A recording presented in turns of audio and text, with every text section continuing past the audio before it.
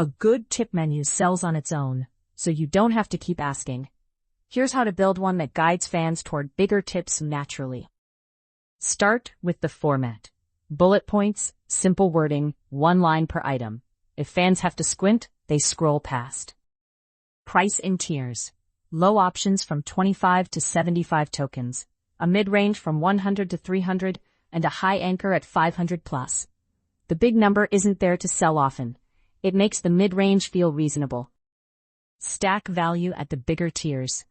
A 300 token bundle with a countdown and a name shoutout outsells the same items listed alone. Name items with personality, and rotate the menu weekly so regulars always find something new. Then, make it visible without being loud. Profile, overlay, and the occasional timed message. The menu guides, you perform.